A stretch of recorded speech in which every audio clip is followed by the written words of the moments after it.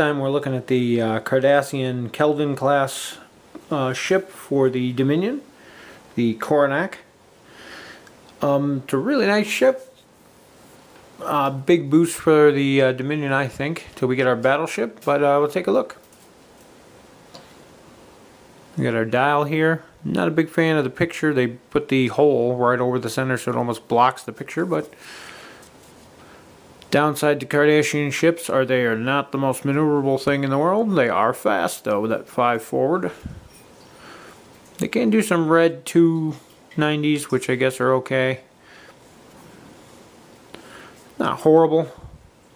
Not great either, but definitely fast to get in there and intercept. Our maneuverability here for the Keldon class. Not horrible for a ship this size, but definitely better out there. The Cardassian ships were never meant to be exceptionally well handling. They're meant to just blow crap up. Here we have a look at our named Koranak. It's unique, Dominion faction. 5 attack, 1 evade, 4 hull, 3 shield. A lot of upgrade slots, 2 weapon, 2 tech, and a crew, 26 points. And you have evasive maneuver, target lock, scan, and battle stations, which is really nice to see. And the special ability is instead of making your normal attack, you can spend a scan token to attack 2 different ships with your primary weapon at -2 dice each, which still gives you a 3 die attack. Nice if you want to finish something off or spread out some damage. If you got some things to boost up your dice for your attack, it helps too. But definitely nice to take out some swarm ships, especially with the fighters coming. That second attack can be used to attack a fighter and something else. Then we have our basic Keldon class. 5 attack, 1 evade, 4 hull, 2 shield. Kind of disappointed with the shields on this ship, but it's got enough others going for it. The 5 attack alone is worth it, I think. You lose one of your weapon upgrades, and it's 24 points. Same actions on the action bar. For captains, we have one of my favorites, not to mention a nice needed boost for the Dominion. We have Golub Back. He's unique. Captain skill is 7. He's got 1 elite upgrade, 5 points in Dominion faction.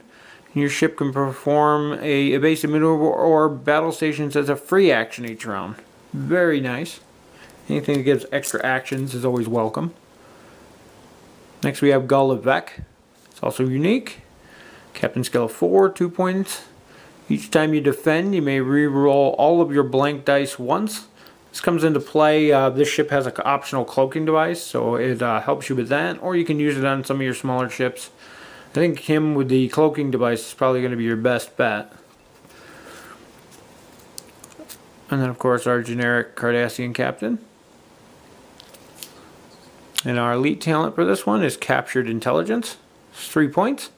Before rolling your defense dice, if you do not have an evasion token next to your ship, you may discard this card and place an evasion token beside your ship. In addition, each time you defend during the turn that you use this ability, you get to roll 1 extra defense die. Comes in handy with the cloaking device on this ship, or just about any ship, really. This ship comes with some great weapon upgrades. Here we have the enhanced weaponry. It's 5 points. Has an attack of 5, range 2 to 3.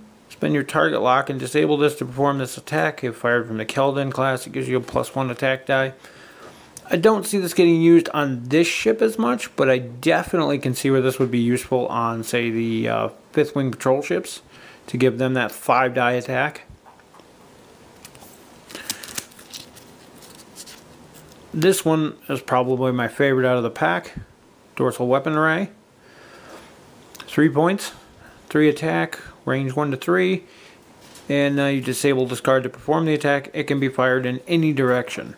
Basically gives every ship, or whatever ship you put it on, the ability that the Enterprise D has, but it can also shoot at range 3. Very nice for these non-maneuverable Cardassian ships, should someone get around behind you. I could see this being used on the 5th Wing Patrol ships as well. just for the fact that they can swoop in and circle around an enemy and not have to worry about pointing their guns at them. They can shoot them from any direction, and they're still doing the 3 dice.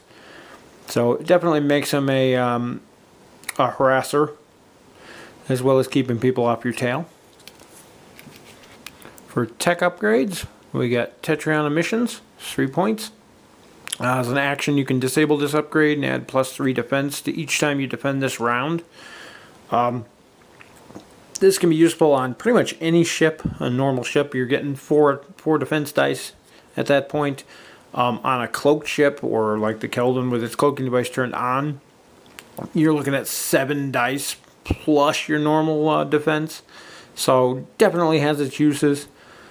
I like that one. And we have the Cloaking Device, which is made specifically for the Keldon Class. 4 points. It's basically a carbon copy of the one off the Defiant. Instead of performing a normal action, you can disable this card and cloak. While you're cloaked, you have access to the sensor echo maneuver. And it costs an extra 5 points to use it on any ship other than the Keldon Class. Now the catch on this one is it says Keldon Class ship, where the Defiant one specifically said the USS Defiant. So you can use this on the generic version of the ship as well without having to pay the extra cost. Definitely a plus. As for the included parts, we've got Target Lock S this time. 3 shields, which I'm kind of upset. I figured the name ship should have 4, but whatever. These tokens that have been going around for a while.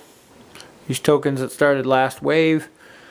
It's your +3 defense for the Tetri missions, and your +1 for captured intelligence. And we got our evasive maneuvers, battle stations, which is a welcome thing, scan, and then of course your critical and auxiliary power tokens and your extra peg. 2-player mission comes with this. Protect the Uriah system. Have not played this one. It's coming out too fast. I haven't had a chance to actually play some of the new missions. So,